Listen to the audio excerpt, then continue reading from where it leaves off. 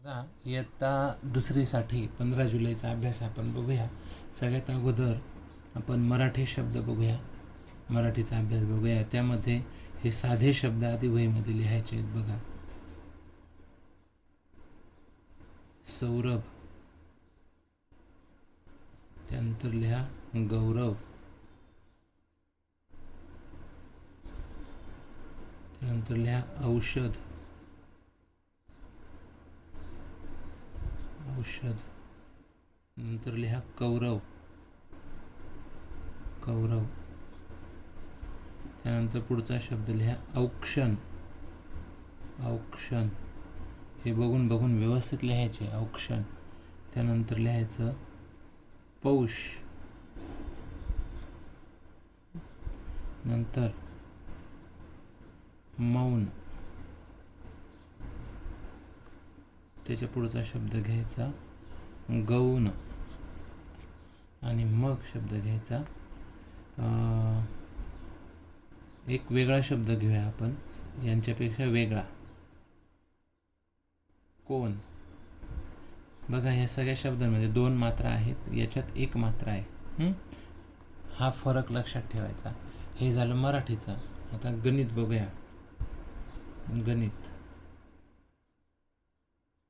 यामध्ये ह्या संख्या अक्षरात लिहायचं शिकूया आपण. हे किती? 11, 12, 13,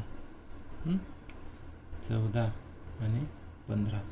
हे कसं लिहायचं ते बघूया. 11,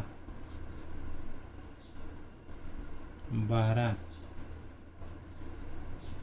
13, 14 आणि हे 15. हे अशा पद्धतीने लिहायचं आहे. अजून इकडे बघा, 16 कसा लिहायचा? 16. त्यानंतर 17 कसा? स, त आणि मग रा करायचा. त्र लिहितात, काय झालं ते चूक. त्यानंतर 18, 18, मग 19. पूर्वी 19 होतं, आता 19 आहे. 19 आणि मग पुढचा शब्द आहे, पुढची संख्या आहे 20. हे अशा पद्धतीनं तुम्ही वहीमध्ये लिहायचं आहे गणिताचं. आता थोडासा अभ्यास बघूया इंग्रजीचा. बघा, इंग्रजीचे या ठिकाणी आपण एने सुरू होणारे साधे शब्द घेऊया 3. बघा, इंग्रजीचा अभ्यास ए अक्षरापासून सुरू होणारे. ए एन टी, अँट म्हणजे मुंगी, बरोबर.